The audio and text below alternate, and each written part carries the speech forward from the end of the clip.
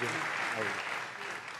And I do want to say a very good evening to both of you. This debate will cover 6 major topics. At the beginning of each section, each candidate will have 2 minutes uninterrupted to answer my first question. The debate commission will then turn on their microphone only when it is their turn to answer, and the commission will turn it off exactly when the 2 minutes have expired. After that, both microphones will remain on, but on behalf of the voters, I'm going to ask you to please speak one at a time. The goal is for you to hear each other and for the American people to hear every word of what you both have to say. And so with that, if you're ready, let's start. And we will begin with the fight against the coronavirus. President Trump, the first question is for you. The country is heading into a dangerous new phase. More than 40,000 Americans are in the hospital tonight with COVID, including record numbers here in Tennessee. And since the two of you last shared a stage, 16,000 Americans have died from COVID. So please be specific. How would you lead the country during this next stage of the coronavirus crisis? 2 minutes, uninterrupted. So, as you know, 2.2 million people modeled out were expected to die. We closed up the greatest economy in the world in order to fight this horrible disease that came from China.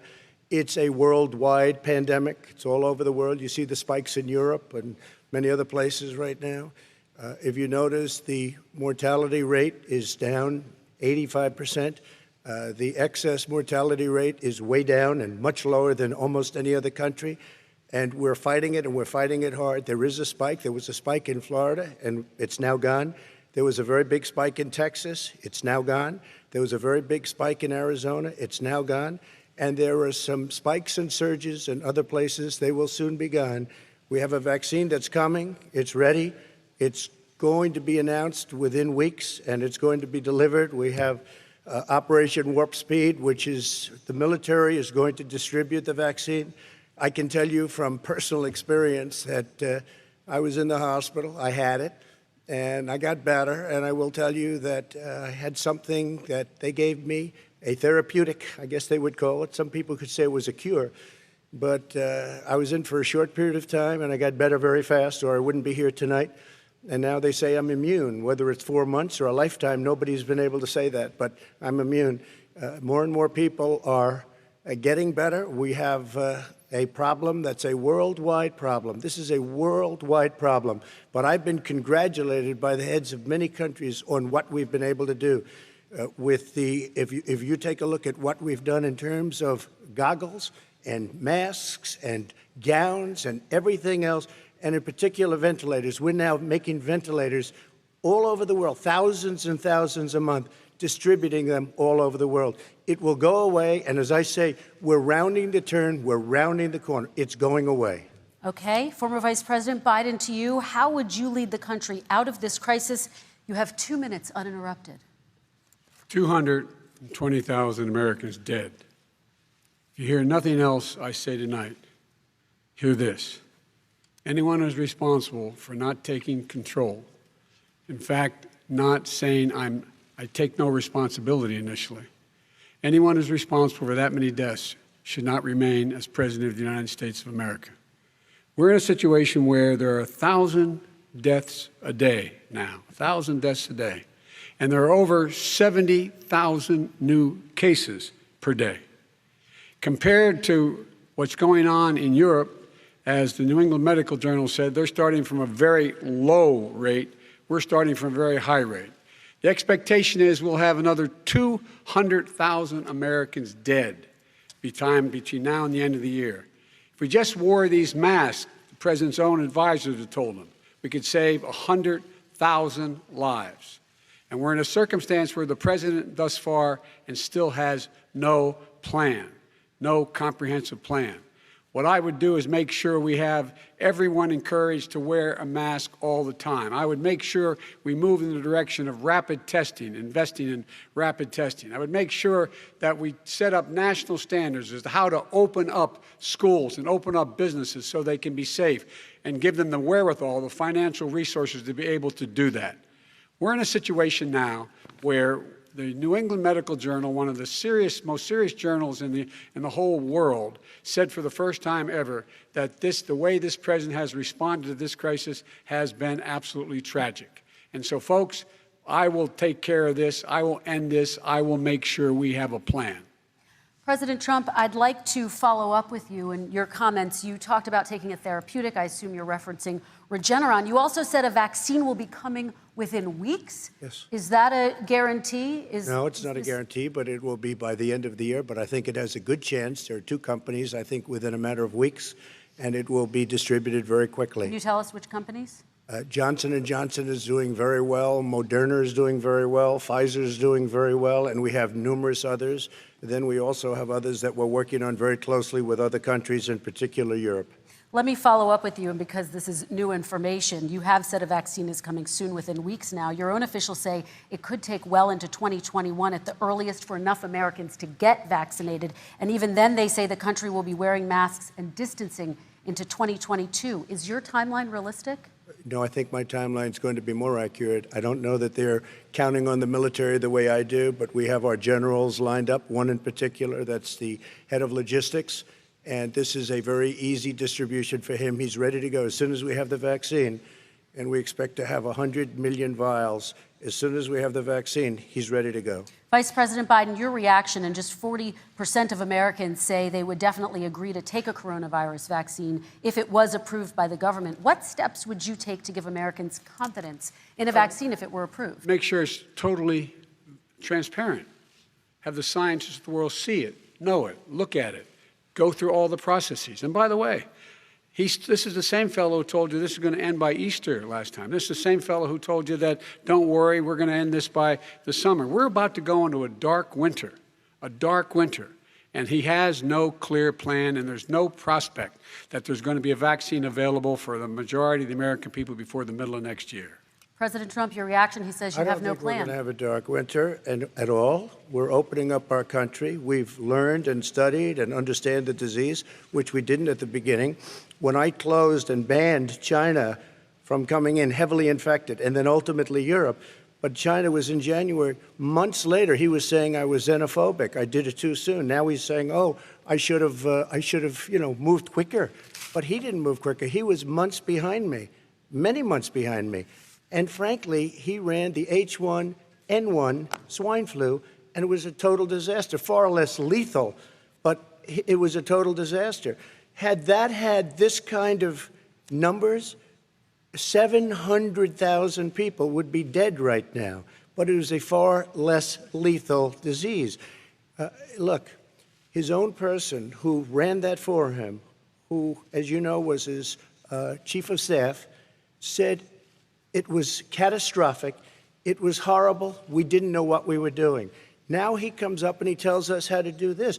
Also, everything that he said about the way every single move that he said we should make, that's what we've done. We've done all of it.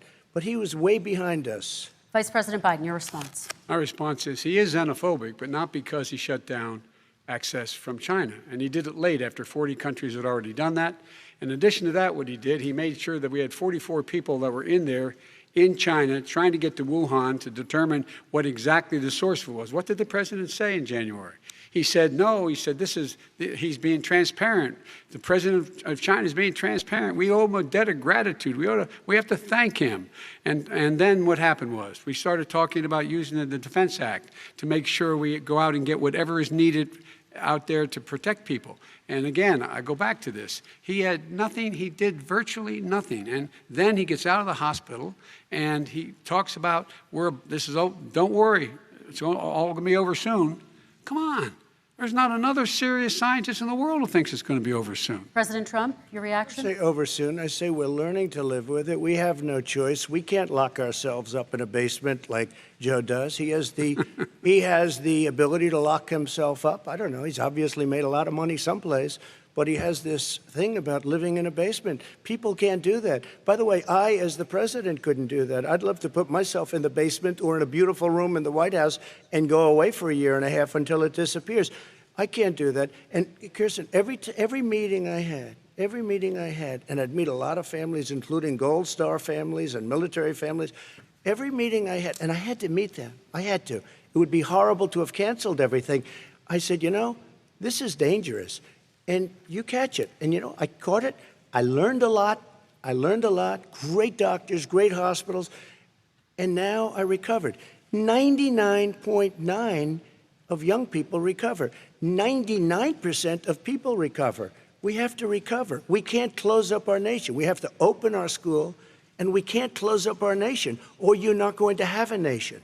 And of course, the CDC has said young people can get sick with COVID-19 and can pass it. Vice President Biden, I want to talk broadly about strategy, though. Can I respond to that? 30 seconds, please, and then I have a seconds. question. No, number one, he says that we're learning to live with it. People are learning to die with it. You folks home will have an empty chair at the kitchen table this morning. That man or wife going to bed tonight and reaching over to try to touch their, out of habit, where their wife or husband was, is gone. Learning to live with it. Come on. We're dying with it because he has never said, you said it's dangerous. When's the last time? Is it really dangerous still? Are we dangerous? You tell the people it's dangerous now? What should they do about the danger? And you say, I take no responsibility. Let me talk about your two. Excuse me, I take full responsibility. It's not my fault that he came here. It's China's fault. And you know what? It's not Joe's fault that he came here either. It's China's fault. They kept it from going into the rest of China for the most part, but they didn't keep it from coming out to the world, including Europe and ourselves. Vice President Biden. The fact is that when we knew it was coming, when it hit, what happened? What did the president say? He said, don't worry, it's going to go away. Be gone by Easter. Don't worry. The warm weather. Don't worry. Maybe inject bleach. He said he was kidding when he said that, but a lot of people thought it was serious. A whole range of things the president has said. Even today, he thinks we are in control. We're about to lose 200,000 more people.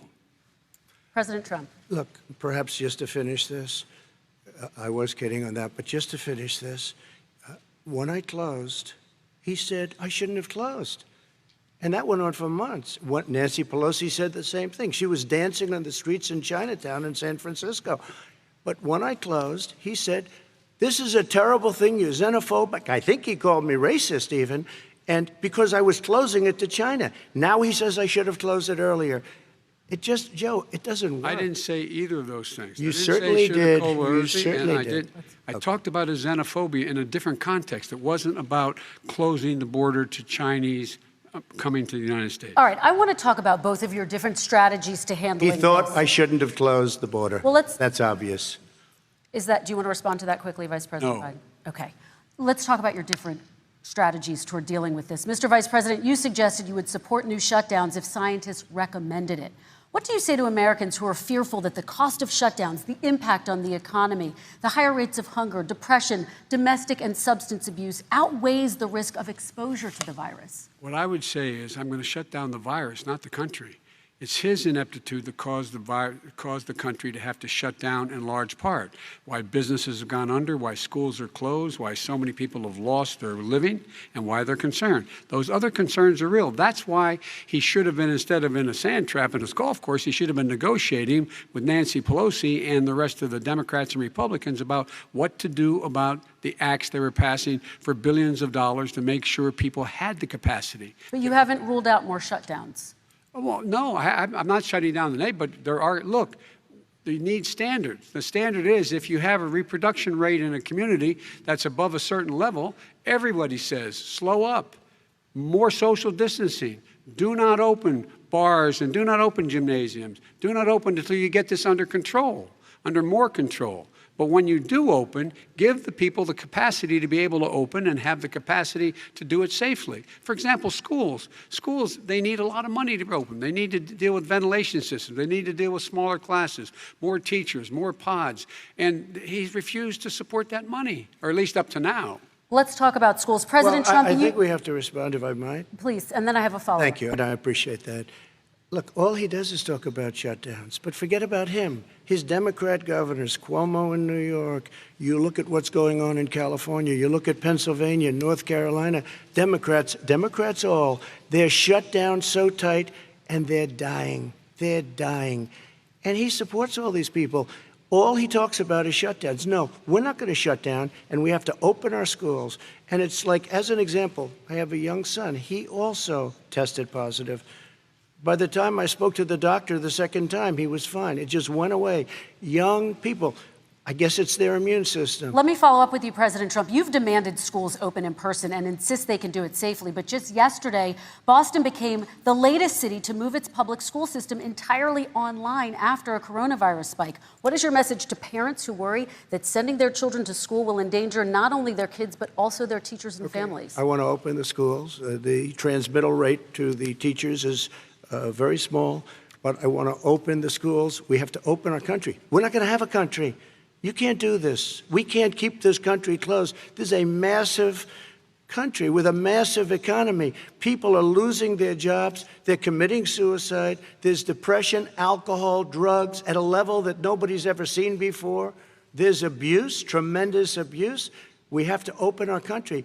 You know, I've said it often. The cure cannot be worse than the problem itself. And that's what's happening. And he wants to close down. He'll close down the country if one person in our massive bureaucracy says we should close it down. Vice President Biden, your response. Simply not true. We ought to be able to walk and chew gum at the same time. We ought to be able to safely open, but would they need resources to open? You need to be able to, for example, if you're going to open a business, have social distancing within the business. You need to have, if you have a restaurant, you need to have plexiglass dividers so people cannot infect one another. You need to be in a position where you can take testing rapidly and know whether a person is in fact infected. You need to be able to trace. You need to be able to provide all the resources that are needed to do this. And that is not inconsistent with saying that what we're going to make sure that we can open safely. And by the way, all you teachers out there, not that many of you are going to die, so don't worry about it. Come on. President Trump, let me follow up with you quickly. By the way, I will say this. If you go and look at what's happened to New York, it's a ghost town. It's a ghost town. And when you talk about plexiglass, these are restaurants that are dying. These are businesses with no money. Putting up plexiglass is unbelievably expensive, and it's not the answer. I mean, you're going to sit there in a cubicle wrapped around with plastic. These are businesses that are dying, Joe. You can't do that to people. You just can't. Take a look at New York and what's happened to my wonderful city for so many years. I loved it. It was vibrant. It's dying. Everyone's leaving New York. Take a look at what New York has done in terms of turning the curve down in terms of the number of people dying. And I don't look at this in terms of the way he does. Blue states and red states. They're all the United States. And look at the states that are having such a spike in the coronavirus. They're the red states. They're the states in the Midwest. They're the states in the upper Midwest. That's where the spike is occurring significantly. But they're all Americans. They're all Americans. And what we have to do is say, wear these masks, number one. Make sure we get the help that the businesses need that has money's already been passed to do that. It's been out there since the beginning of the summer, and nothing's happened. President, New York has lost more than 40,000 people, 11,000 people in nursing homes. President Trump, what about... When you say spike, take a look at what's happening in Pennsylvania, where they've had it closed. Take a look at what's happening with your friend in Michigan, where her husband's the only one allowed to do anything. It's been like a prison. Now it was just ruled unconstitutional. Take a look at North Carolina. They're having spikes, and they've been closed. And they're getting killed financially. We can't let that happen, Joe. You can't let that happen. We have to open up.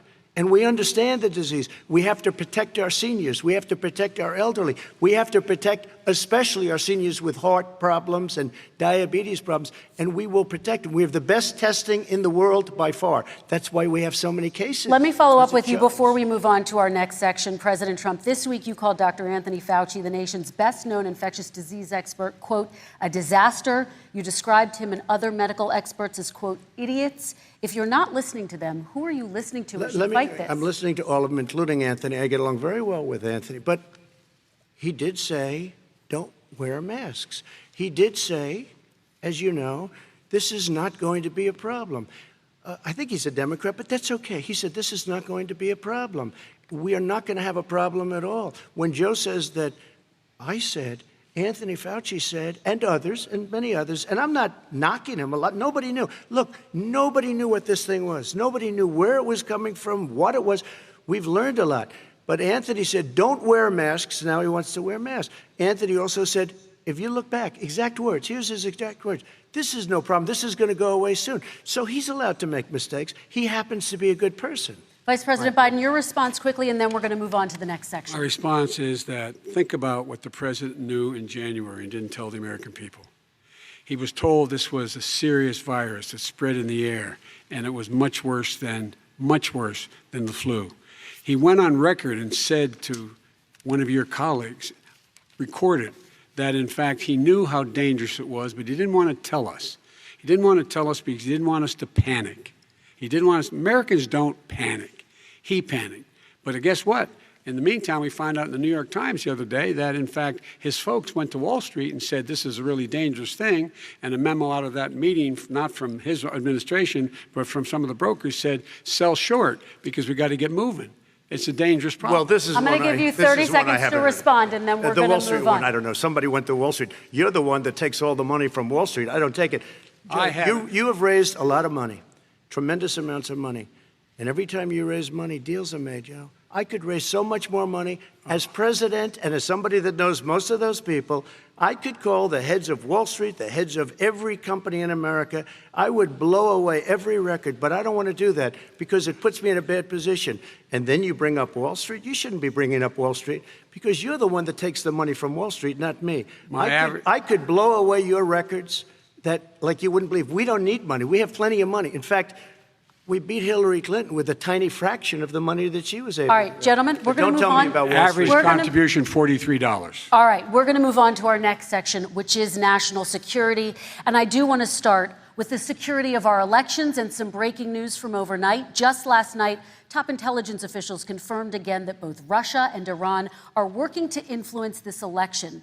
Both countries have obtained U.S. voter registration information, these officials say, and Iran sent intimidating messages to Florida voters. This question goes to you, Mr. Vice President. What would you do to put an end to this threat? You have 2 minutes uninterrupted. I made it clear, and I ask everyone else to take the pledge. I made it clear that any country, no matter who it is, that interferes in American elections will pay a price. They will pay a price. And it's been overwhelmingly clear this election, I won't even get into the last one, this election, that Russia has been involved, China has been involved to some degree, and now we learn that Iran is involved. They will pay a price if I'm elected. They're interfering with American sovereignty. That's what's going on right now. They're interfering with American sovereignty. And to the best of my knowledge, I don't think the president said anything to Putin about it. I don't think he's talking to them a lot. I don't think he said a word. I don't know why he hadn't said a word to Putin about it. And I don't know what he has recently said, if anything, to the Iranians. My guess is he'd probably be more outspoken with regard to the Iranians. But the point is this, folks. We are in a situation where we have foreign countries trying to interfere in the outcome of our election. His own national security advisor told him that what is happening with his buddy, I will. His buddy, Rudy Giuliani, he's being used as a Russian pawn. He's being fed information that is Russian, that is not true. And then what happens? Nothing happens. And then you find out that everything that's going on here about Russia is wanting to make sure that I do not get elected the next president of the United States because they know I know them and they know me. I don't understand why this president is unwilling to take on Putin when he's actually paying bounties to kill American soldiers in Afghanistan, when he's engaged in activities that are trying to destabilize all of NATO. I don't know why he doesn't do it, but it's worth asking the question, why isn't that being done? Any country that interferes with us will, in fact, pay a price because they're affecting our sovereignty. President Trump, same question to you. Let me ask the question. You're going to have 2 minutes to respond. For 2 elections in a row now, there has been substantial interference from foreign adversaries. What would you do in your next term to put an end to this? 2 minutes uninterrupted. Well, let me respond to the first part, as Joe answered. Joe got $3.5 million from Russia, and it came through Putin because he was very friendly with the former mayor of Moscow, and it was the mayor of Moscow's wife. And you got $3.5 million.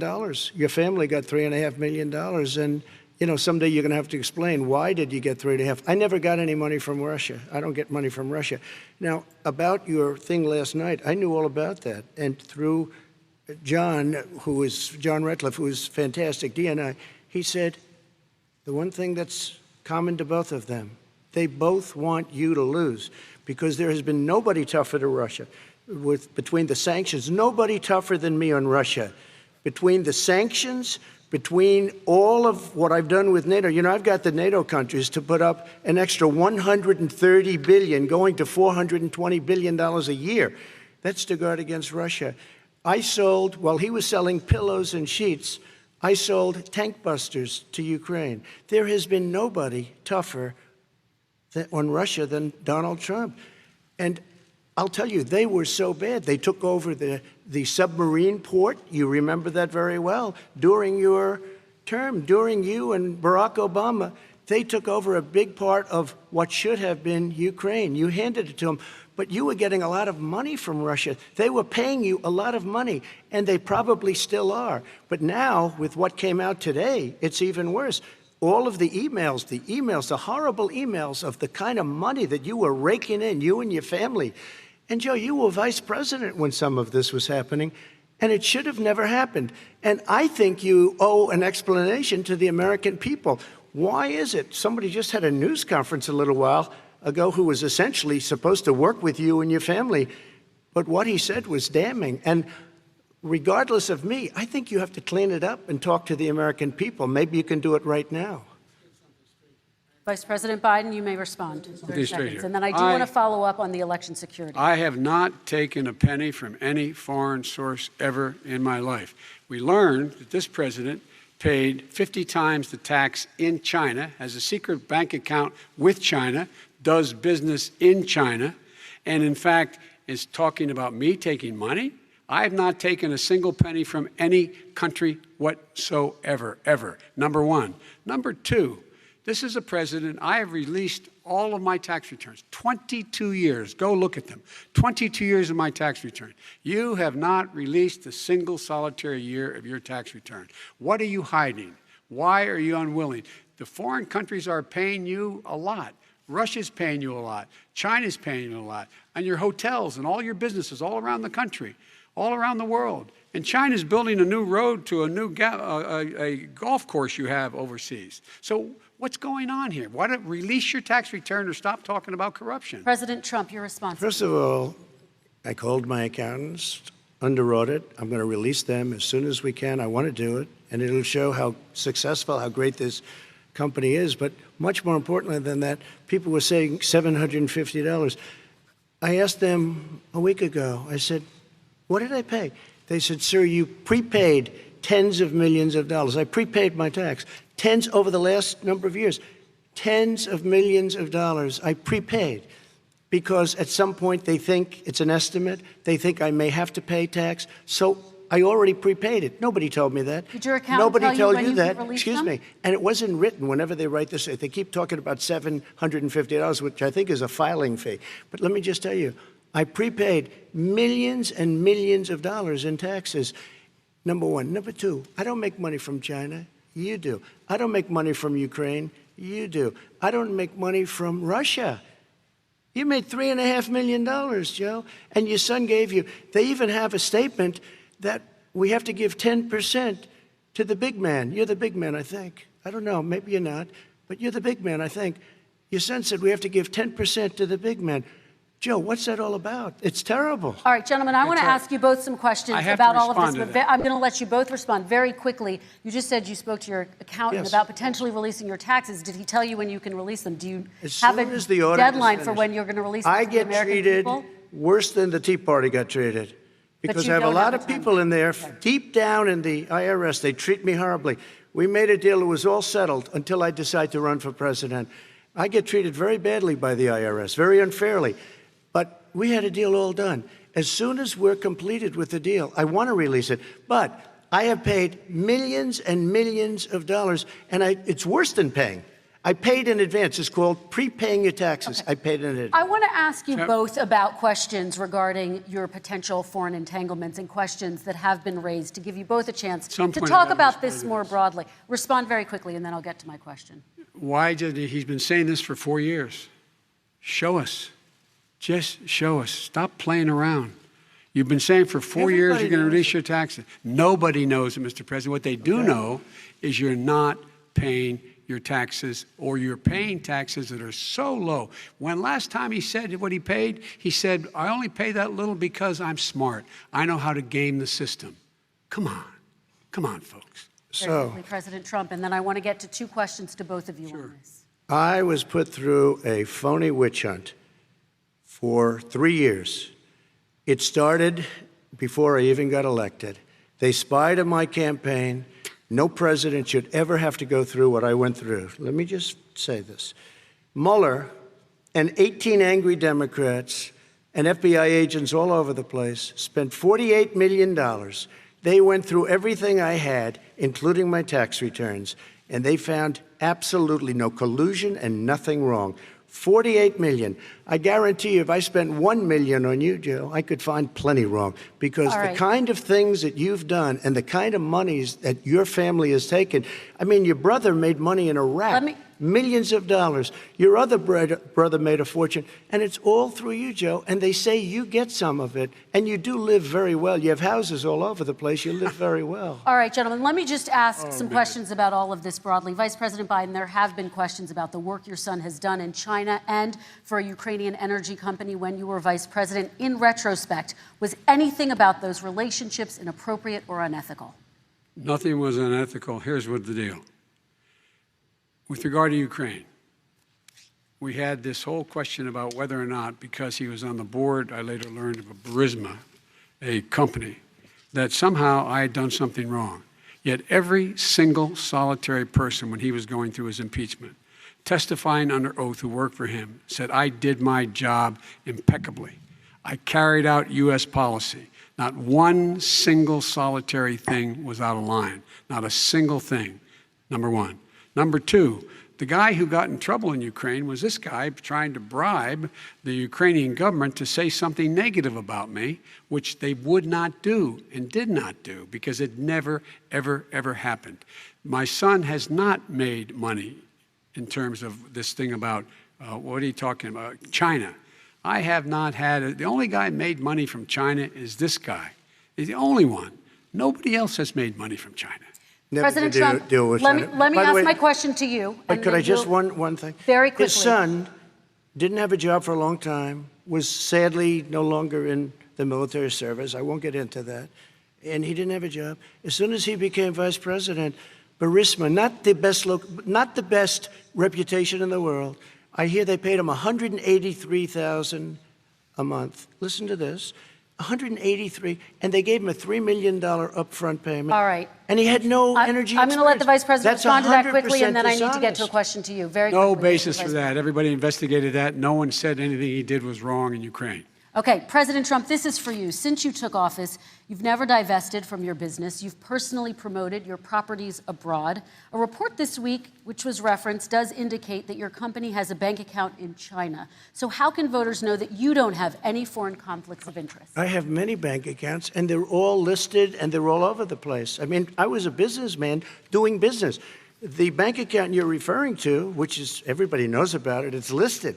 The bank account was in 2013. That's what it was. It was opened it was closed in 2015, I believe.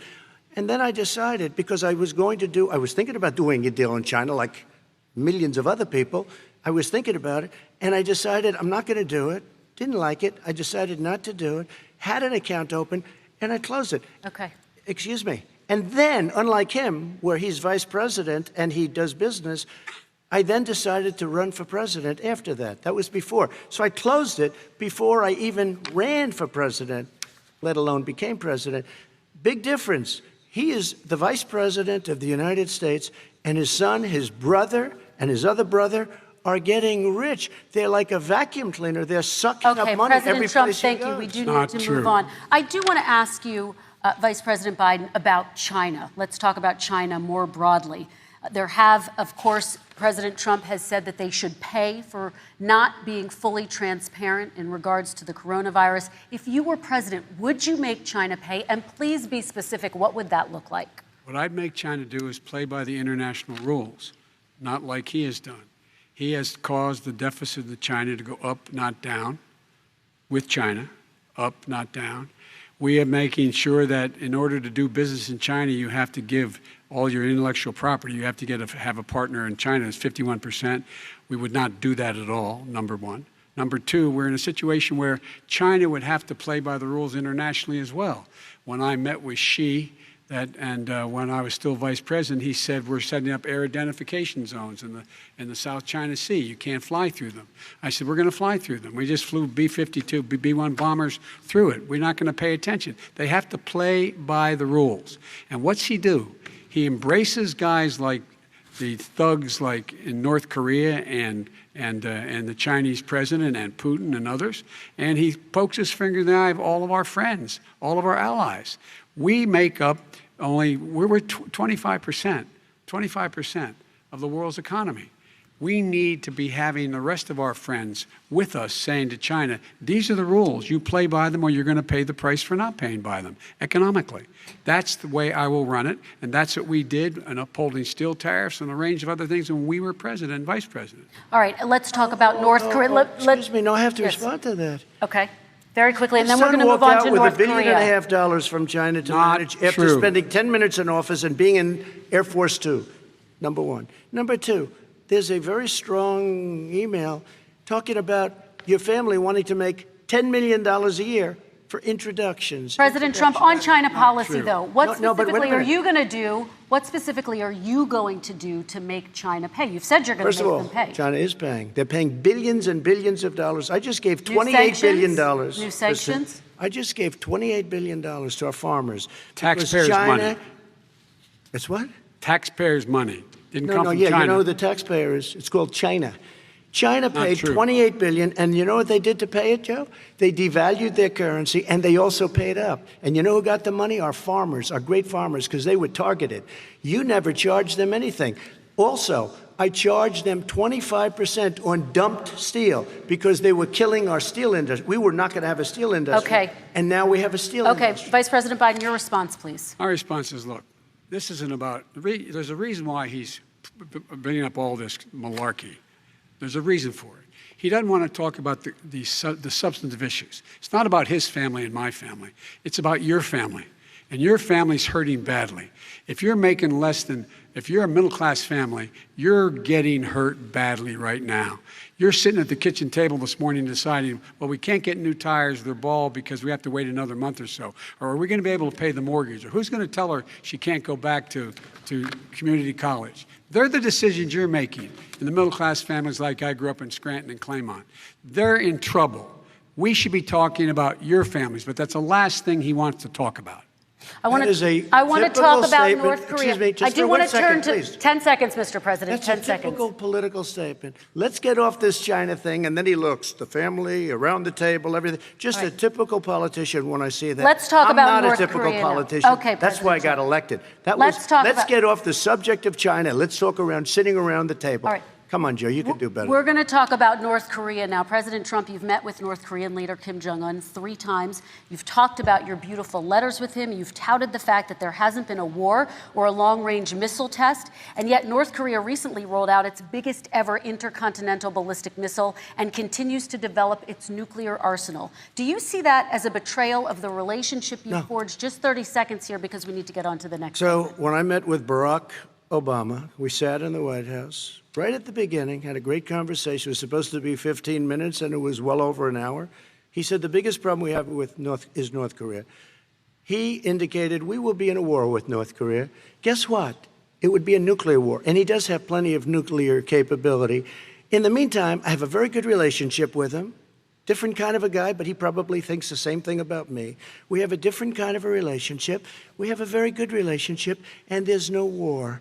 And you know, about 2 months ago, he broke into a certain area. They said, oh, there's going to be trouble. I said, no, they're not, because he's not going to do that. And I was right. Look, instead of being in a war where millions of people, Seoul, you know, is 25 miles away, millions and millions, 32 million people in Seoul, millions of people would be dead right now. President we Trump, don't have that's a war, 30 and seconds. I have a good Thank relationship. you. Vice President Biden, to you, North Korea conducted 4 nuclear tests under the Obama administration. Why do you think you would be able to rein in this persistent threat right Because now? I'd make it clear, which we were making clear to China, they had to be part of the deal. Because here's I made it clear, and as a spokesperson of the administration when I went to China, that they said, why are you moving your missile defense up so close? Why are you moving more forces here? Why are you continuing to do military maneuvers with South Korea. I said, because North Korea is a problem, and we're going to continue to do it so we can control them. We're going to make sure we can control them and make sure they cannot hurt us.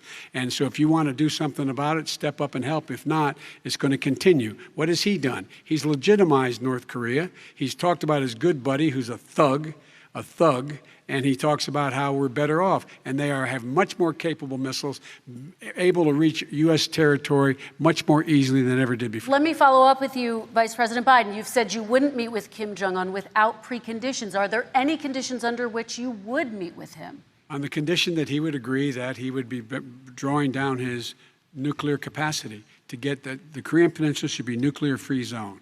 All right, let's move on to American families. Kristen, they tried Very to quickly, meet with 10 him. seconds, President. They tried to meet with him. He wouldn't do it. He didn't like Obama. He didn't like him. He wouldn't do it. Okay, I know got to for give him a fact they chance to tried. respond to that He before we wouldn't move do on. it. And that's okay. You know what? North Korea, we're not in a war. We have a good relationship. You know, people don't understand. Having a good relationship Trump, with leaders of other countries is a good thing. We have a lot of questions to get to. That's Your like response. saying we had a good relationship with Hitler before he, in fact, invaded Europe, the rest of Europe. Come on. The reason he would not meet with President Obama is because President Obama said, we're going to talk about denuclearization. We're not going to legitimize you, and we're going to continue to put stronger and stronger sanctions on you. That's why he wouldn't meet with us. All right, And it didn't move happen. on. Let's Excuse move on me. and talk about American He left me families. a mess, Kristen. President Trump, okay, we do They need to move left on. me a mess. North Korea was a mess. We And need in to fact, move if on you so that remember we the can get first to all 2 or of our 3 other months, questions tonight, there was a President very Trump. dangerous period in my first 3 months before we sort of worked things out a little bit. Okay. There was a they left us a mess. And Obama would be, I think, the first to say it was the single biggest problem he thought that our country had. Okay, let's move on to American families and the economy. One of the issues that's most important to them is health care, as you both know. Today, there was a key vote on a new Supreme Court Justice, Amy Coney Barrett, and health care is at the center of her confirmation fight. Over 20 million Americans get their health insurance through the Affordable Care Act. It's headed to the Supreme Court, and your administration, Mr. President, is advocating for the court to overturn it. If the Supreme Court does overturn that law, those 20 million Americans could lose their health insurance almost overnight. So what would you do if those people have their health insurance taken away? You have 2 minutes uninterrupted. Sure. First of all, I've already done something that nobody thought was possible. Through the legislature, I terminated the individual mandate. That is the worst part of Obamacare, as we call it.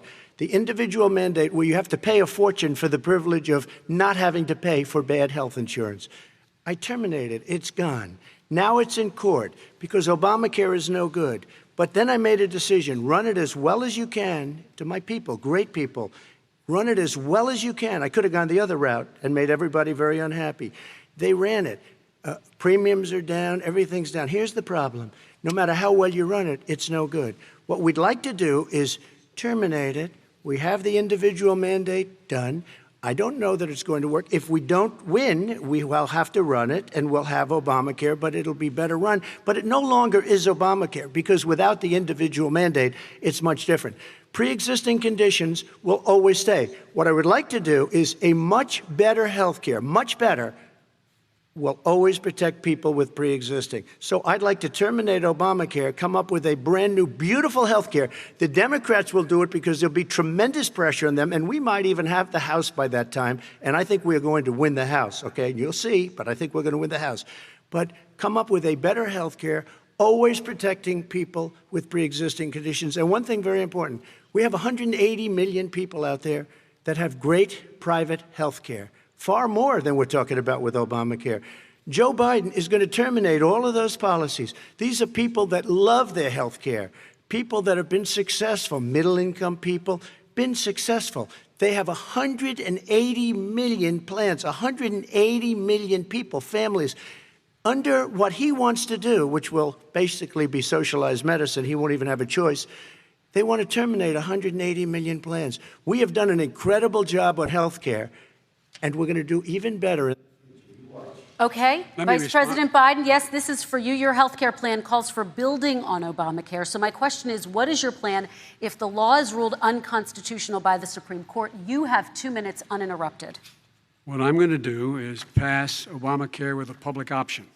It'll become Biden care. The public option is an option that says that if you, in fact, do not have the wherewithal if you qualify for Medicaid and you do not have the wherewithal in your state to get Medicaid, you automatically are enrolled, providing competition for insurance companies. That's what's going to happen. Secondly, we're going to make sure we reduce the premiums and reduce drug prices by making sure that there's competition that doesn't exist now by allowing the Medicare to negotiate drug prices with the insurance companies. Thirdly, the idea that I want to eliminate private insurance, the reason why I had such a fight with 20 candidates for the nomination was I support private insurance. That's why not one single person with private insurance would lose their insurance under my plan, nor did they under Obamacare. They did not lose their insurance unless they chose they wanted to go to something else. Lastly, we're going to make sure we're in a situation that we actually protect pre-existing. There's no way he can protect pre-existing conditions. None, zero. You can't do it in the ether. He's been talking about this for a long time. He's never come up with a plan. I guess we're going to get the pre-existing condition plan the same time we get the infrastructure plan that we've been waiting since 17, 18, 19, and 20. The fact, I still have a few more minutes. I know you're getting anxious. The fact is that he's already cost the American people, because of his terrible handling of the COVID virus and the economic spillover, 10 million people have lost their private insurance. And he wants to take away 22 million more people who have it under Obamacare, and over 110 million people with pre-existing conditions. And all the people from COVID are going to have pre-existing conditions. What are they going to do? I have a follow-up for you, Vice President Biden. It relates to something that President Trump said. He's accusing you of wanting socialized medicine. What do you say to people who have concerns that your health care plan, which includes a government insurance option, takes the country one step closer to a health care system run entirely by the government? What's your response to them? I say it's ridiculous. It's like saying that, the idea that the fact that there's a public option that people can choose, that makes it a socialist plan. Look, the difference between the president, I think health care is not a privilege, it's a right. Everyone should have the right to have affordable health care. And I am very proud of my plan. It's gotten endorsed by all the major labor unions, as well as a whole range of other people who, in fact, are concerned in the medical field. This is something that's going to save people's lives, and this is going to give some people an opportunity to have health care for their children. How many of you home are worried and rolling around in bed tonight wondering what in God's name you're going to do if you get sick because you've lost your home insurance, your health insurance, your company's gone under? We have to provide health insurance for people at an affordable rate, and that's what I do. President Trump, Excuse me, he was there response. for 47 years. He didn't do it. He was now there as vice president for 8 years, and it's not like it was 25 years ago. It was 3 3/4. It was just a little while ago, right? Less than 4 years ago. He didn't do anything. He didn't do it. He wants socialized medicine, and it's not that he wants it. His vice president, she is more liberal than Bernie Sanders and wants it even more. Bernie Sanders wants it. The Democrats want it. You're going to have socialized medicine, just like he went with fracking. We're not going to have fracking. We're going to stop fracking. We're going to stop fracking. Then he goes to Pennsylvania after he gets a nomination, where he got very lucky to get it. And he goes to Pennsylvania and he says, oh, we're going to have fracking. And you never ask that question. And by the way, so far, I respect very much the way you're handling this, I have to say. By the way. But somebody should ask the question. You can ask he goes for a year. There will be no fracking. There will be no petroleum. We have a number of topics we're going to get to. That's a big question. We're going to get to. It's the same thing with socialized medicine. I have to respond. Vice President, your response, please. My response is people deserve to have affordable health care, period. Period, period, period. And the Biden care proposal will, in fact, provide for that affordable health care, lower premiums. What we're going to do is going to cost some money. It's going to cost over $750 billion over 10 years to do it. And they're going to have lower premiums. You can buy into the better plans, the cheaper plans, lower your premiums, deal with unexpected billing, and have your drug prices drop significantly. He keeps talking about it. He hasn't done a thing for anity on health care. Not a thing. Kristen, when Very he quickly, says, then I want to talk about when he what's says happening public on Capitol option, Hill. he's talking about socialized medicine and health care. When he talks about a public option, he's talking about destroying your Medicare, totally destroyed, and destroying your Social Security. And this whole country will come down. You know, Bernie Sanders tried it in his state. He tried it in his state. His governor was a very liberal governor. They wanted to make it work. Okay, let's let Vice President Biden respond. It doesn't Vice work. President He's Biden a very responds. confused guy. He thinks he's running against somebody else. He's running against Joe Biden. I beat all those other people because I disagreed with them. Joe Biden he's running against. And the idea that we're in a situation that are going to destroy Medicare, this is the guy that the actuary at Medicare said, if in fact, at Social Security, if in fact he continues to withhold his plan to withhold the tax on Social Security will be bankrupt by 2023 with no way to make up for it. This is the guy who's tried to cut Medicare. So I mean, the idea that Donald Trump is lecturing me on Social Security and Medicare? Come on. He tried to get rid of, he tried to hurt Social Security years ago. Years ago. Go back and look at the records. He tried to hurt Social Security years ago. All right, let's move on. I'm going to move on. Mr. President, I have to move on to the next question. They said the stock market will boom if I'm elected. If he's elected, the stock market will crash. Okay, let's move on to the next question very quickly. Look, the idea that the stock market is booming is his only measure of what's happening.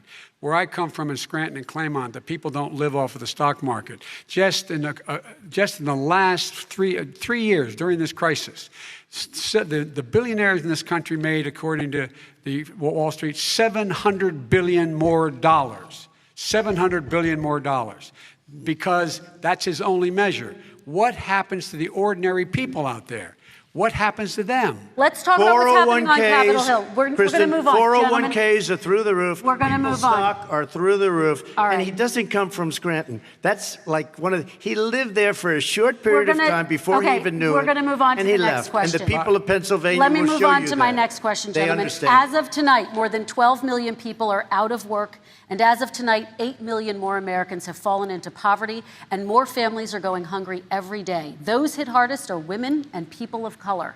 They see Washington fighting over a relief bill. Mr. President, why haven't you been able to get them the help they need? 30 seconds here. Because Nancy Pelosi doesn't want to approve it. I do. But you're the president.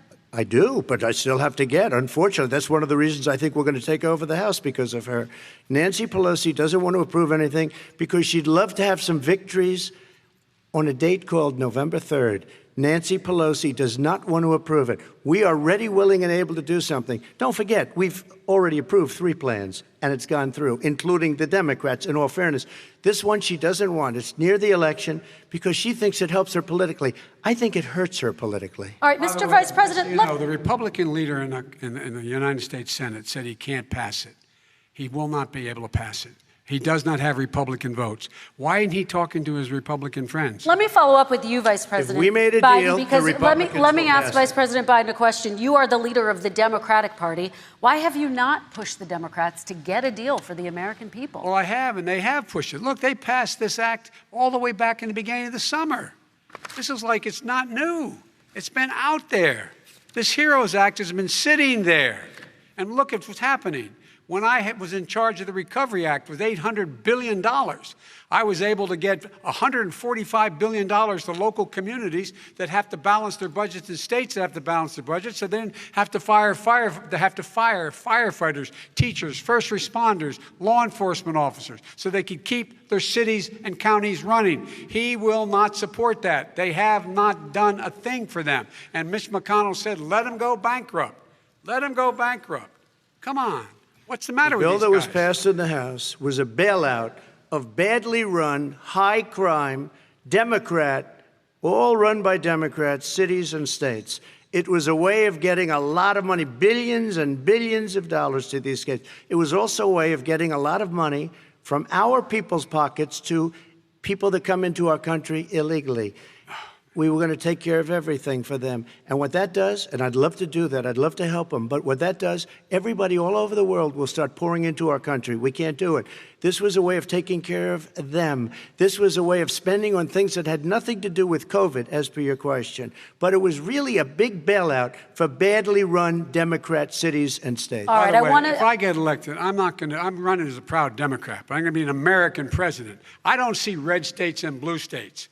what I see as American, United States. And folks, every single state out there finds themselves in trouble. They're going to start laying off, whether they're red or blue, cops, firefighters, first responders, because they have to balance their budget. And the founders were smart. They allowed the federal government to deficit spend to compensate for the United States of America. I want to talk about the minimum wage, gentlemen. Mr. Vice President, we are talking a lot about struggling small businesses and business owners these days. Do you think this is the right time to ask them to raise the minimum wage? You, of course, support a $15 federal minimum wage. I do, because I think one of the things we're going to have to do is we're going to have to bail them out, too. We should be bailing them out now, those small businesses. You got 1 in 6 of them going under. They're not going to be able to make it back. They passed a package that allows us to be able to call PPP. Money is supposed to go to help them do everything from organize how they can deal with their businesses being open safely. Schools, how they can make classrooms smaller, how they can hire more teachers, how they can put ventilation systems in. They need the help. The businesses as well as the schools need the help. But these guys will not help them. Is not giving them any of the money. We are going to move on to immigration, one thing very but I quickly, want he to get said we your have to help our reaction. small businesses by raising the minimum wage. That's not helping. I think it should be a state option. Alabama is different than New York. New York is different from Vermont. Every state is different. It should be a state option. You said very recently. We have recently. to help. It's very important. We have to help our small businesses. How are you helping your small businesses when you're forcing wages? What's going to happen, and what's been proven to happen, is when you do that, these small businesses fire many of their employees. You said very recently you would consider raising the federal minimum wage to $15 an hour. You said recently you would consider raising the federal minimum wage to $15 an hour. Is that still the case? And I would consider it to an extent, but in a what I really like, administration? in a second administration, but not to a level that's going to put all these businesses out of business. It should be a state option. Look, I've lived in different places. I know different places. They're all different. Some places, $15 is not so bad.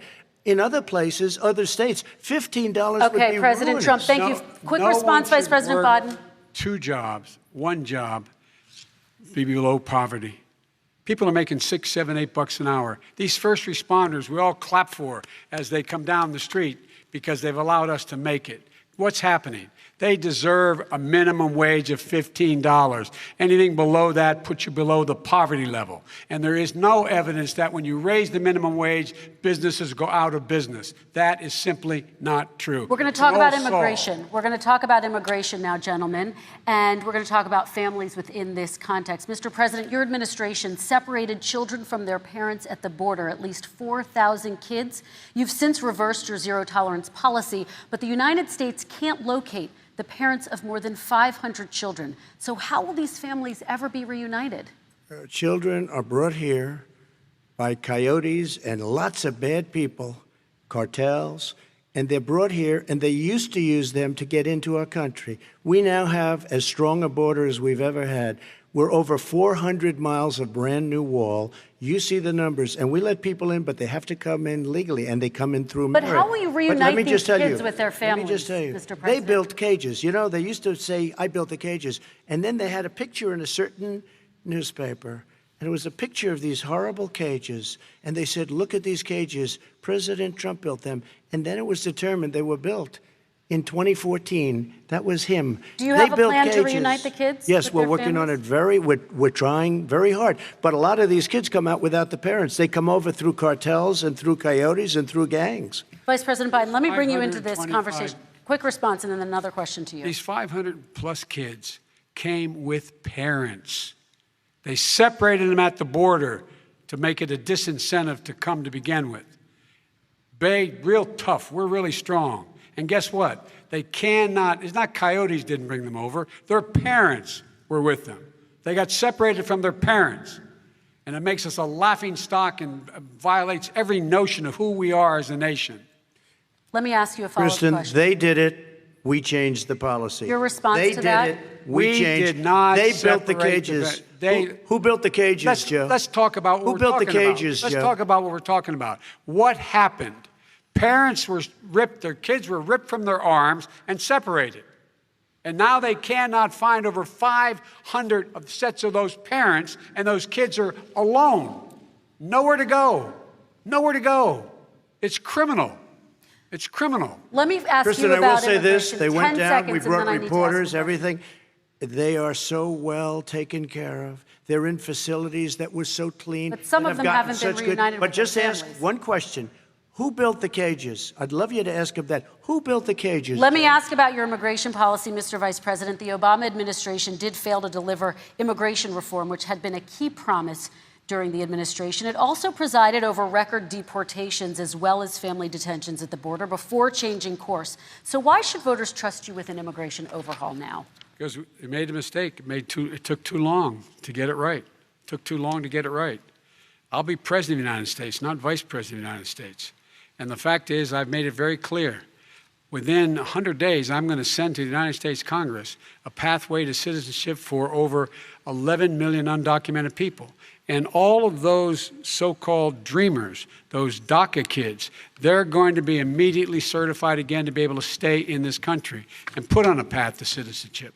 The idea that they are being sent home by this guy, and they want to do that, is they've gone to a country they've never seen before. I can imagine you're 5 years old, your parents are taking you across the Rio Grande River, and it's illegal. And you say, oh, no, Mom, leave me here. I'm not going to go with you. They've been here. Many of them are model citizens. Over 20,000 of them are first responders out there taking care of people during this crisis. We owe them. We owe them. Kristen, he had 8 years to do what he said he was going to do. And I've changed without having a specific. We got rid of catch and release. We got rid of a lot of horrible things that they put in and that they lived with. But he had 8 years he was vice president. He did nothing except build cages to keep children in. Vice President Wrong. Biden, your response. The catch and release, you know what he's talking about there? If in fact you had a family came across and they were arrested, they in fact were given a date to show up for their hearing. They were released. And guess what? They showed up for a hearing. And this is the first president in the history of the United States of America that anybody seeking asylum has to do it in another country. That's never happened before in America. That's never happened before in America. You come to the United States and you make your case that I seek asylum based on the following premise, why I deserve it under American law. They're sitting in squalor on the other side of the river.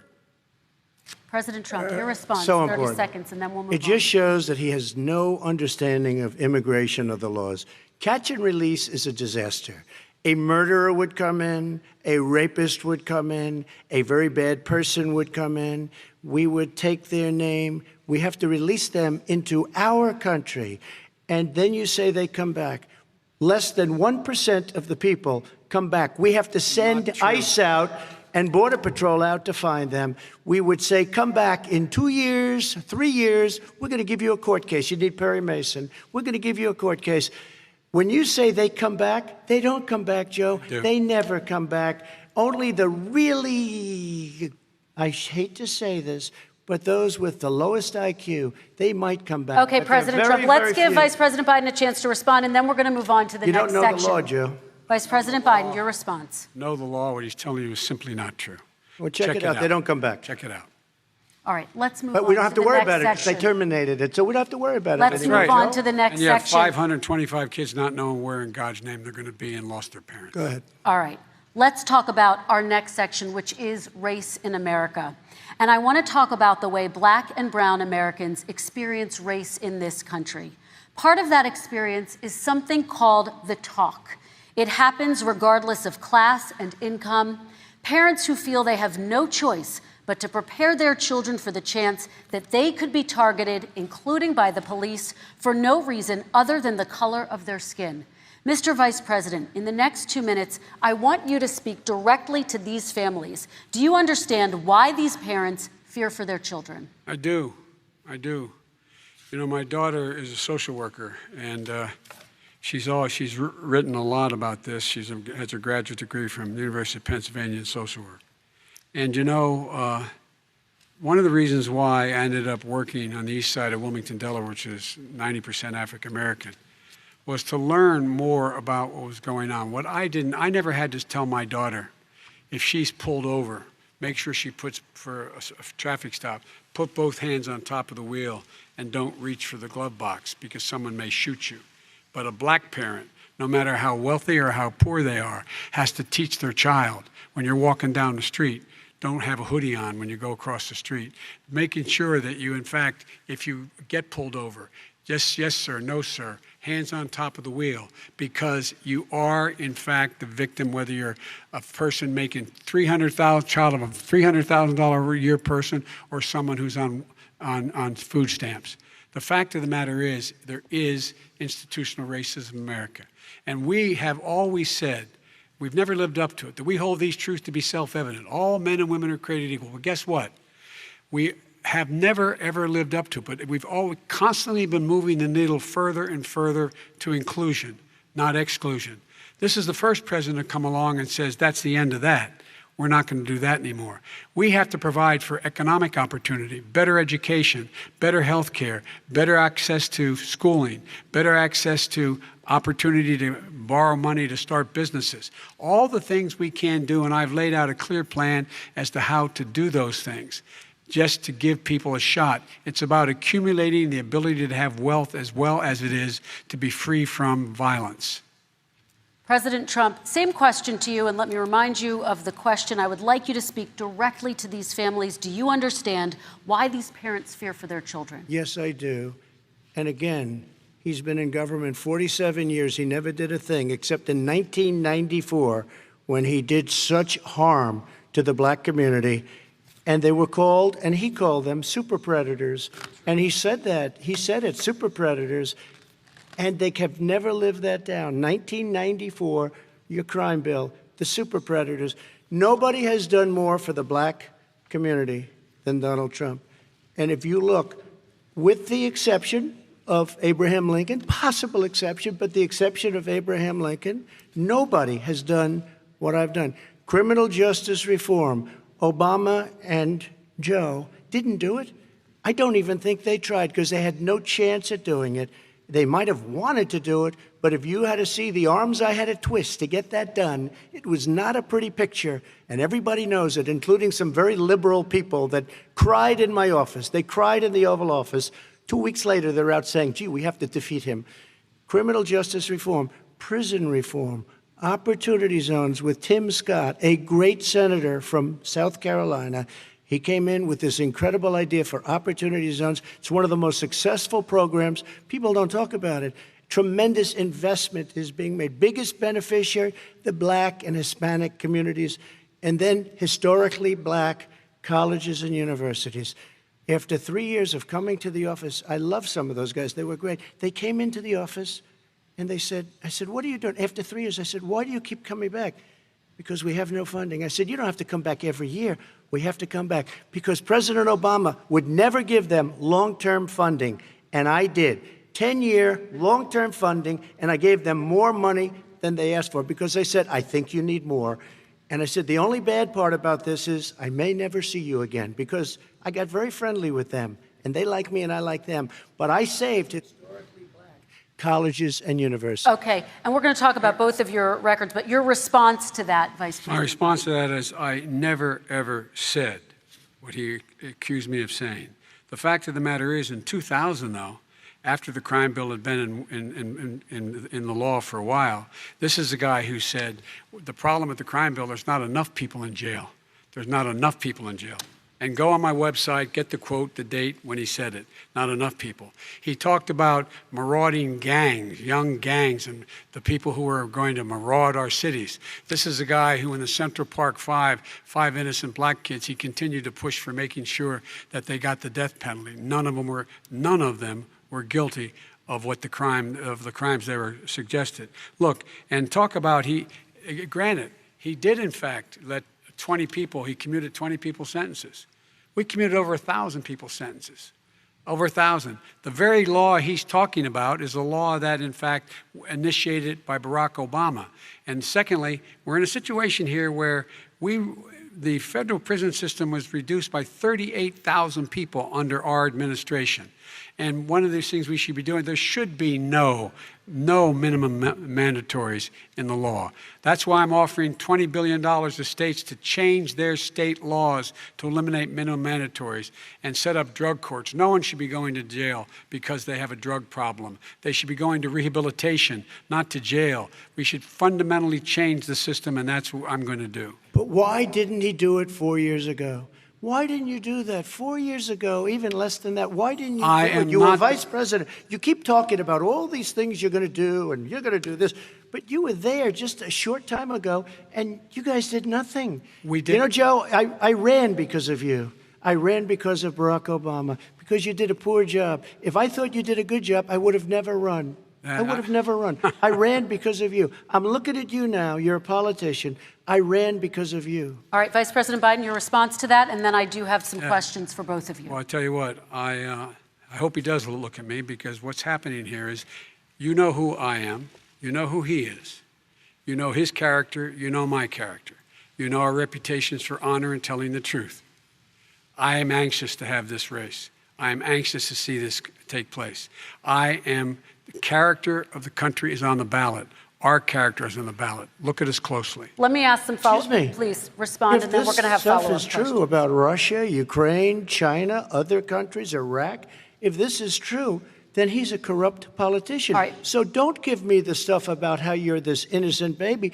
Joe, they're calling you a corrupt politician. Nobody's President Trump, I want to stay on the issue of race. We're talking about the issue. Laptop from hell. President Trump, we're talking about race right now, and I do want to stay on the issue of race. President Trump, I have to respond to that. Please, because look, very quickly. There are 50 former national intelligence folks who said that what he's accusing me of is a Russian plant.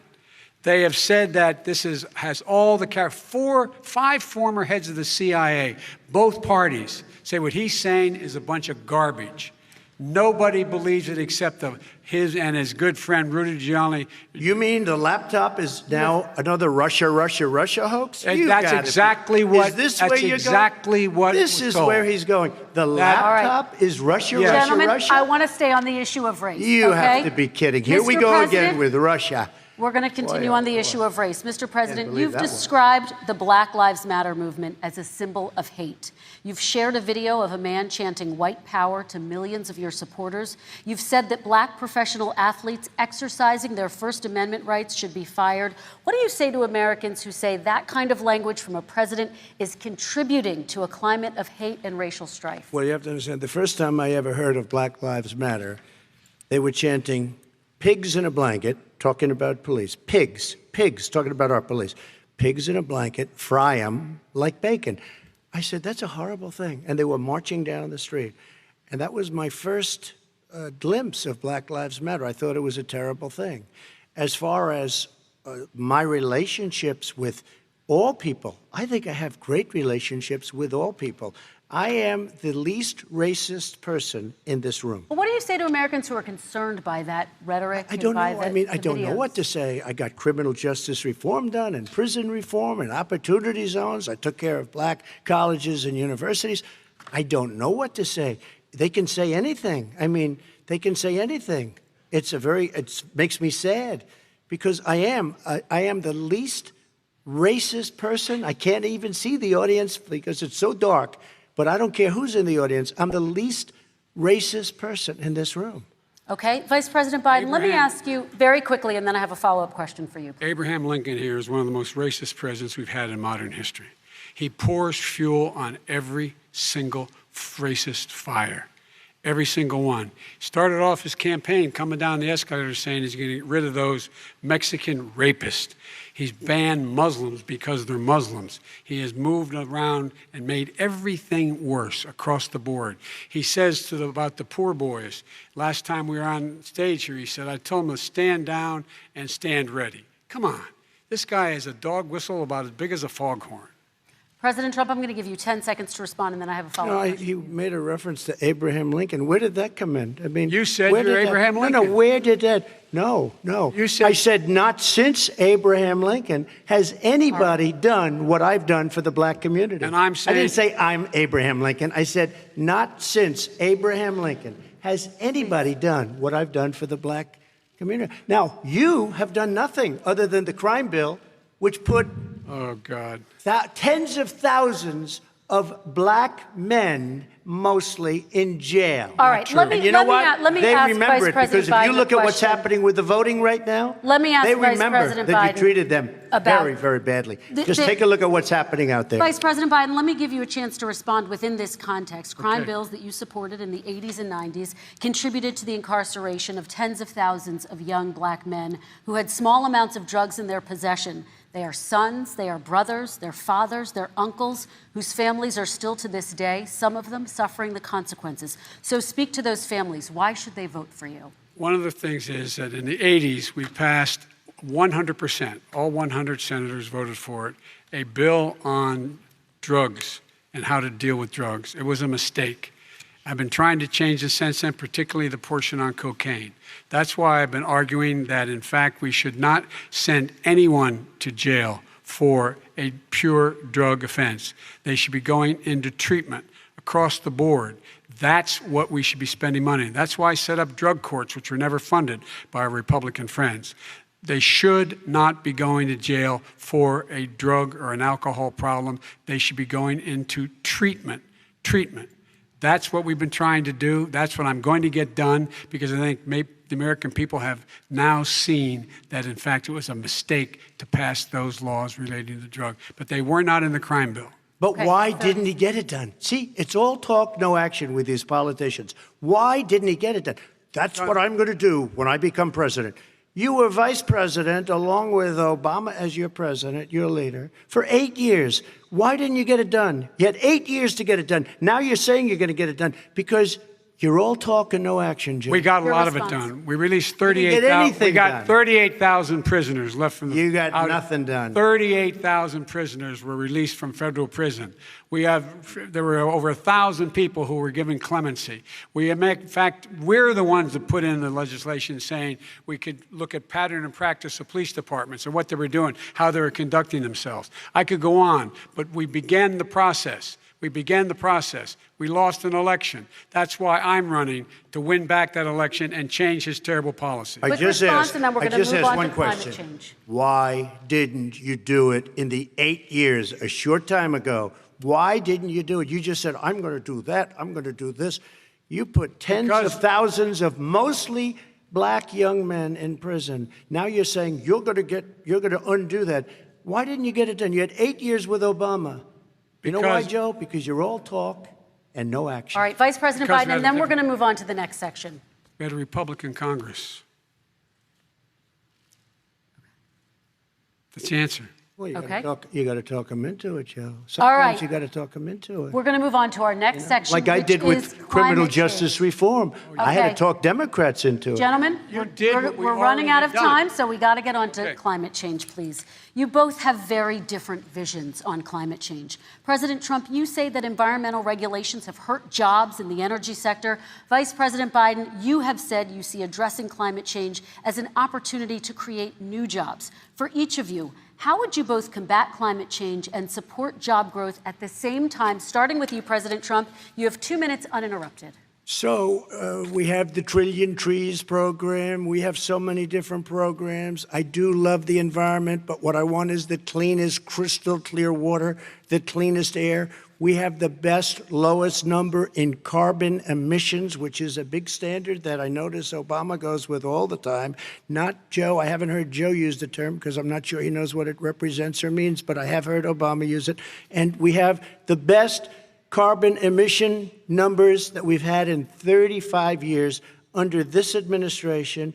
We are working so well with industry, but here's what we can't do. Look at China, how filthy it is. Look at Russia. Look at India. It's filthy. The air is filthy. The Paris Accord, I took us out because we were going to have to spend trillions of dollars, and we were treated very unfairly. When they put us in there, they did us a great disservice. They were going to take away our businesses. I will not sacrifice tens of millions of jobs, thousands and thousands of companies because of the Paris Accord. It was so unfair. China doesn't kick in until 2030. Russia goes back to a low standard, and we kicked in right away, it would have destroyed our businesses. So, you ready? We have done an incredible job environmentally. We have the cleanest air, the cleanest water, and the best carbon emission standards that we've seen in many, many years. Vice President And we Biden. haven't destroyed our industries. Vice President Biden, 2 minutes to you, uninterrupted. Climate change and climate warming, the global warming, is an existential threat to humanity. We have a moral obligation to deal with it. And we're told by all the leading scientists in the world we don't have much time. We're going to pass the point of no return within the next 8 to 10 years. 4 more years of this man eliminating all the regulations that were put in by us to clean up the climate, to limit emissions, will put us in a position where we're going to be in real trouble. Here's where we have a great opportunity. I was able to get both all the environmental organizations as well as labor, the people worried about jobs, to support my climate plan. Because what it does, it will create millions of new good-paying jobs. We're going to invest in, for example, 50,000 charging stations on our highways so that we can own the electric car market of the future. In the meantime, China is doing that. We're going to be in a position where we're going to see to it that we're going to take 4 million existing buildings and 2 million existing homes and retrofit them so they don't leak as much energy, saving hundreds of millions of barrels of oil in the process and creating significant number of jobs. And by the way, the whole idea of what this is all going to do, it's going to create millions of jobs, and it's going to clean the environment. Our health and our jobs are at stake. That's what's happening. And right now, by the way, Wall Street firms indicated that my plan will in fact create 18.6 million jobs, 7 million more than his. This is from Wall Street. And I'll create $1 trillion more in economic growth than his proposal does. Not on climate, just on the economy. President Trump, you're They came out and said very strongly, $6,500 will be taken away from families under his plan, that his plan is an economic disaster. If you look at what he wants to do, if you look at his plan, his environmental plan, you know who developed it? AOC +3. They know nothing about the climate. I mean, she's got a good line of stuff, but she knows nothing about the climate. And they're all hopping through hoops for AOC +3. Look, their real plan costs $100 trillion. If we had the best year in the history of our country for 100 years, we would not even come close to a number like that. When he says buildings, they want to take buildings down because they want to make bigger windows into smaller windows. As far as they're concerned, if you had no window, it would be a lovely thing. This is the craziest plan that anybody has ever seen. And this wasn't done by smart people. This wasn't done by anybody. Frankly, I don't even know how it can be good politically. Right. They want to spend $100 trillion. That's their real number. He's trying to say it was 6. It's $100 trillion. They want to knock down buildings and build new buildings with little, tiny, small windows. I mean, and many other things. Okay. And many other things. Let me have the Vice President respond, and we're running out of time, and we have a lot more questions to get to. So let's hear from the Vice President. I have a number more questions. I don't know where he comes from. I don't know where he comes up with these numbers. Queens. $100 trillion. Give me a break. This plan was endorsed by every major environmental group and every labor group. Labor, because they know the future lies. The future lies in us being able to breathe, and they know there are good jobs in getting us there. And by the way, the fastest growing industry in America is solar energy and wind. He thinks wind causes cancer, windmills. It's the fastest growing jobs, and they pay good prevailing wages, $45, $50 an hour. We can grow and we can be cleaner if we go the route I'm proposing. President Trump, please respond, and then I have some follow-ups. We are energy independent for the first time. We don't need all of these countries that we had to fight war over because we needed their energy. We are energy independent. I know more about wind than you do. It's extremely expensive, kills all the birds, it's very intermittent, it's got a lot of problems, and they happen to make the windmills in both Germany and China. And the fumes coming up, if you're a believer in carbon emission, The fumes coming up to make these massive windmills is more than anything that we're talking about with natural gas, which is very clean. One other thing. Find me a scientist said that. I love solar, but solar doesn't quite have it yet. It's not powerful yet to really run our big, beautiful factories that we need to compete with the world. So False. It's all a pipe dream. But you know what we'll do? We're going to have the greatest economy in the world. But if you want to kill the economy, get rid of your oil industry. And what about fracking? All right, now, let me allow fracking. Vice President Biden to I respond. never said I oppose fracking. You said it on tape. I did. Show the tape. Put it on your website. I'll put it on. Put it on the website. The fact of the matter is Showed he's it last flat lying. Would you rule out banning fracking? I do rule out banning fracking because the answer, we need other industries to transition to get to ultimately a complete zero emissions by 2025. What I will do with fracking over time is make sure that we can capture the emissions from the fracking, capture the emissions from gas. We can do that, and we can do that by investing money in doing it. But it's a transition to that. I have one more question in this pod, and then we have. He was against fracking. He said it. I will show that to you tomorrow. I am against fracking. Until he got the nomination, went to Pennsylvania, then he said, but you know what, Pennsylvania? He'll be against it very soon because his party is totally against it. Fracking on federal land, I said. No fracking or oil on federal land. Let me ask this final question in this section, and then I want to move on to our final section. President Trump, people of color are much more likely to live near oil refineries and chemical plants. In Texas, there are families who worry the plants near them are making them sick. Your administration has rolled back regulations on these kinds of facilities. Why should these families give you another 4 years in office? The families that we're talking about are employed heavily, and they're making a lot of money, more money than they've ever made. If you look at the kind of numbers that we produce for Hispanic, for Black, for Asian, it's 9 times greater, the percentage gain, than it was in 3 years, than it was under 8 years of the 2 of them, to put it nicely. 9 times more. Now, somebody lives, I have not heard the numbers or the statistics that you're saying, but they're making a tremendous amount of money economically. We saved it. And I saved it again a number of months ago when oil was crashing because of the pandemic. Okay. We saved it. We got, say what you want about relationship, we got Saudi Arabia, Mexico, and Russia to cut back, way back. We saved our oil industry, and now it's very vibrant again. Right. And everybody has very inexpensive gasoline. Remember Vice President Biden, your response, and then we're going to have a final question for both of you. My response is that those people live on what they call fence lines. He doesn't understand this. They live near chemical plants that, in fact, pollute, chemical plants and oil plants and refineries that pollute. I used to live near that when I was growing up in Claymont, Delaware. And there are more oil refineries in Marcus Hook and the Delaware River than there is any place, including in Houston at the time. When my mom get in the car and when there was first frost to drive me to school, turn in the windshield wiper, there'd be oil slick in the window. That's why so many people in my state were dying and getting cancer. The fact is, those frontline communities, it doesn't matter what you're paying them, it matters how you keep them safe. What do? And you impose restrictions on the pollutants the pollutants coming out of those fence line communities. Okay, I have one final question. Would he close down the oil industry? It falls. Would you close down the oil industry? By the way, I would transition from the oil industry, yes.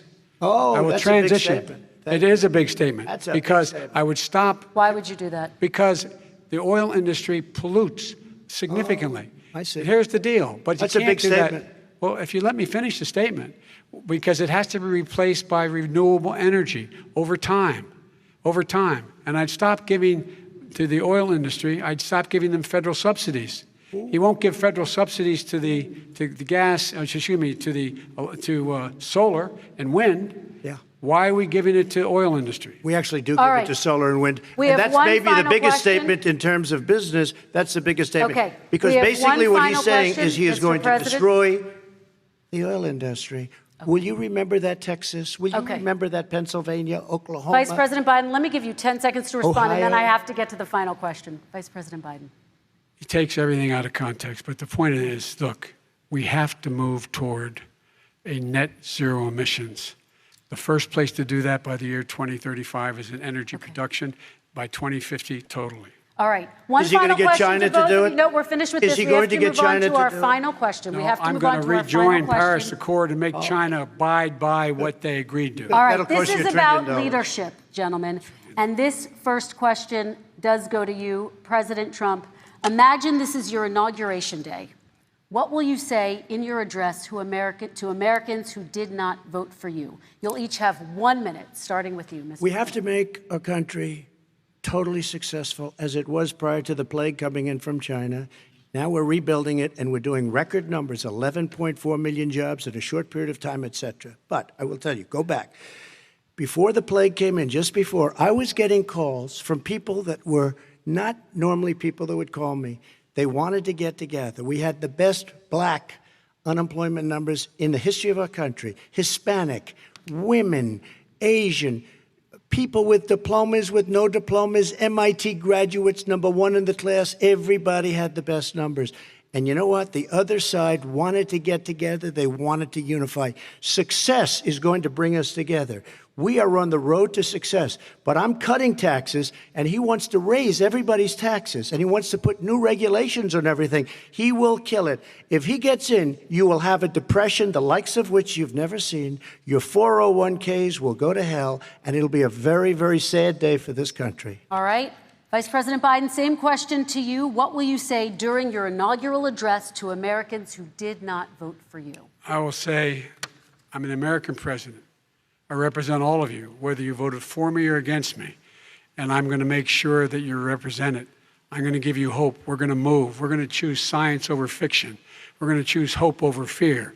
We're going to choose to move forward because we have enormous opportunities to make things better.